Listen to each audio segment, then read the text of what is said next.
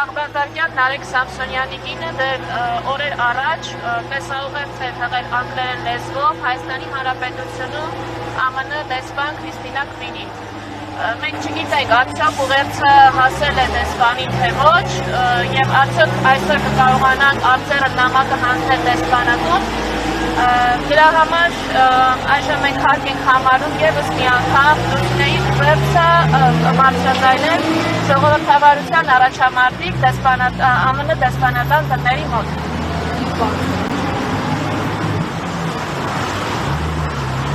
Այժմ ես կընթերցեմ Քաղբանդարյան Նարեկ Սամսոնյանի կնոջ Լուսինե Առաքելյանի ուղերձը։ Հայաստանի Հանրապետությունում ԱՄՆ դեսպան Քրիստինա Քվինին։ Պատվարժան դեսպան Քրիստինա Քվին, ես Լուսինեն եմ, իր ազատ խոսքի իրավունք իրացնելու պատճառով արդեն երկրորդ անգամ 2 ամսով կալանավորված Քաղբանդարյան Նարեկ Սամսոնյանի կինը։ Իր նախորդ կալանավորման ժամանակ ամուսինս բանդից բաց նամակով դիմել էր ձեզ, հորդորելով ձեզ խոսել Հայաստանի Հանրապետությունում մարդու իրավունքների ոտնահարման, ազատ խոսքը ճնշելու իշխանությունների արատավոր պրակտիկայի մասին։ Չգիտեմ, արդյոք ամուսնուս նամակը հասել է ձեզ թե ոչ, քանի որ ձեզից այդպես էլ պատասխան չստացվեց։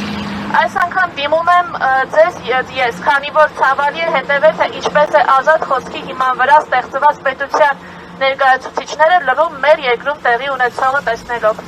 Աննախադեպ քանակի քաղբանդարյաններ այսօր բանտերում պատիժ են կրում այն բանի համար, որ համաձայն չեն այն ամենի հետ, իր փաշինյանական ռեժիմն անում է մեր պետության հետ։ Այստեղ այլևս քրորեն պատժելի է սեփական քաղաքական հայացքները բարձրաձայնելը եւ իշխանություններին քննադատելը։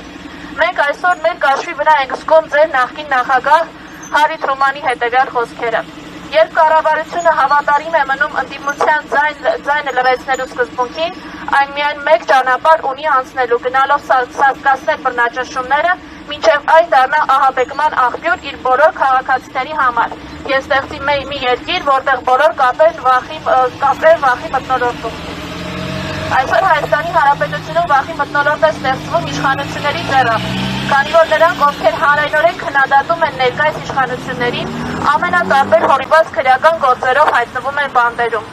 Իմ ամուսինն այսօր բանտում է հետույք բառի համար։ Սա նշված է քրեական գործում։ Հայաստանի Հանրապետության 3-րդ նախագահ Սերժ Սարգսյանի իրենց ինտերնի մի ոդքասթի ջուրընկալվելուց հետո ԿՊԱ-ականները ֆեյսբուքյան գրառումներով թիրախավորել էին ամուսնուս եւ ոդքասթի մյուս վարող Վազգեն Սաղաթելյանին։ Ամենակեղտոտ բառապաշարով վիրավորական գրառումներ էին կատարում նրանց հասցեին։ Այս արշավից անմասն չէր մնացել ազգային ժողովի խոսնակ Ալեն Սիմոնյանը, ով ամուսնուս եւ Վազգենին անվանել է շան լակոտներ, որին ի պատասխան ոդքասթի հաջորդ թողարկման ժամանակ ամուսինս եւ Վազգենը պատասխանել են իրենց հասցեին հնչած վիրավորանքներին։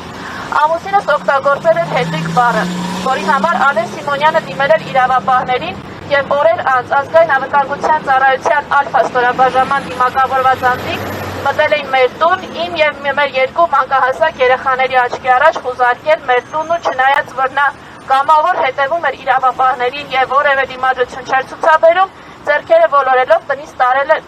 տարել են ամուսնուս, կադրերը կան համացանցում։ Հայաստանի իրավապահները հետույք բառը համարել են խուլիգանություն, իսկ Ալեն Սիմոնյանի ասած շան լակոտներ արտահայտության եւ ԿՊԱ-ականների վիրավորանքներում որևէ հանցակազմ չեն տեսել։ Ինչ է սա, եթե ոչ Հարի Թրումանի ասած ահաբեկումը։ Ավելին, եթե նախորդ անգամ իշխանությունները սահմանափակվել են միայն ամուսնուս եւ Վազգենին կալանավորելով, այս անգամ անտիֆեյք էր մի ողջ անձնակազմը թիրախում եղել։ Լրագրողի եւ օպերատորի են անդիմը ձերբակալել։ Իբր խոչընդոտել են արդարադատության իրականացմանը։ Լրագրող Դավիթ Ֆիդանյանի ձերբակալել են 60 ժամով, իսկ օպերատոր Իշխան Սաղաթելյանին նույն օրն ազատ են արձակել։ Անտիֆեյքի գրասենյակում խուսափություն են իրականացրել եւ արգելվել են ամբողջ տեխնիկան, բոլոր համակարգիչները, բոլոր միկրոֆոնները, ոդքասթի եւ այլ տեսակի աշխատող-չաշխատող, բոլոր տեսախցիկները, բոլոր շտատիվները, միկրոֆոնների համար նախատեսված բոլոր ստենդերը, բոլոր նկարահանող դրոնները, փաուերբենքերը, հիշողության գրիչները, բոլոր մատկոցները, բոլոր լիցքավորման լարերը, ուղիղ հեռարձակման համար անհրաժեշտ սարքավորումները, եթերային ձայնն ու ձայնի մաքրությունն ապահովող սարքերը, Zoom, միքսեր, լարեր, գրասենյակի անվտանգության տեսախցիկների DVR-ներ, որի նպատակն է նյութական ուղիղ վնաս հասցնել մեզ։ Բարեբախտաբար գտնվեցին համակիրներ, որոնք շատ արագ իրենց միջոցներով ձեռք բերեցին անհրաժեշտ տեխնիկան եւ լրատվականը շարունակում է իր գործունեությունը, ճիշտ է ոչ ամբողջ ծավալով, դեռևս մնալով իշխանությունների թիրախում։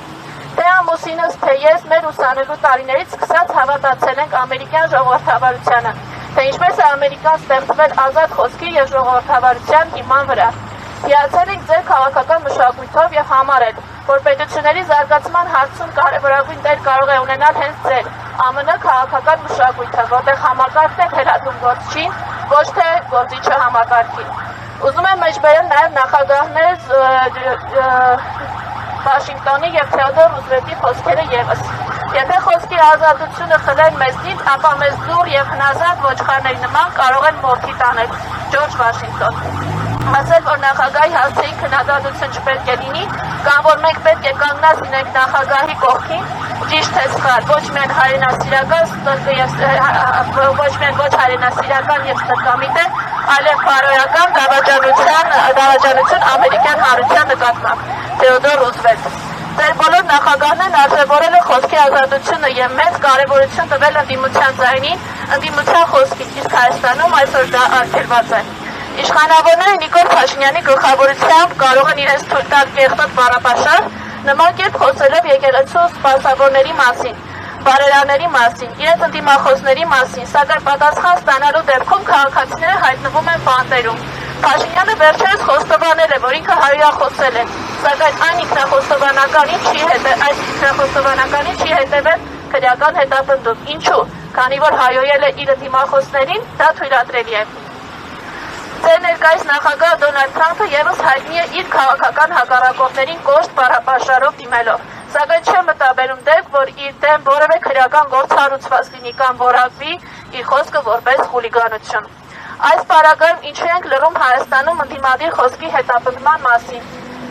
Ինչ եք կարծում, արդյոք սա խոսքի ազատության նկատմամբ բացահայտ բռնաճնշում չէ, արդյոք դեսպանատար լրությունը բոլորին խաբելու փորձ չէ, ինչպես ասում էր ԱՄՆ 16-րդ նախագահ Աբրահամ Լինքոլնը, որը ամուսնուս ամենասիրելի ԱՄՆ նախագահն է։ Հնարավոր է ամբողջ ժողովրդին խաբել ինչ-որ ժամանակ կամ ժողովրդի մի մասին անընդհատ, բայց անհնար է անընդհատ խաբել ամբողջ ժողովրդին։ Մեծ ակնկալիքով սպասում եմ ձեր արձագանքին։ Եթե այդ արձագանքը չի կարող լինել հրապարակային, ակնկալում եմ հանդիպում ձեզ հետ չտեսագրվող ձևաչափով, առավել մանրամասն ձեզ ներկայացնելու գործը եւ ձերից ակնկալած պատասխանները ստանալու համար։ Չէ՞ որ ձեր եւ եվրոպական գործընկերների լրությունը տեսնում է հայ հասարակությունը։ Նարեկ Սամսոնյանը քաղբանտարկյալ է, հերթական անգամ պլանավորված խոսքի համար, որը դեռևս ռոմանտիկորեն հավատում է արևմտյան արժեքներին։ Հարգանքով Լուսինե Առաքելյան, մեջբերման ավարտ։ Ազատություն Նարեկ Սամսոնյան, Վարդգես Թավաքելյանի եւ մյուս քաղբանտարկյալների։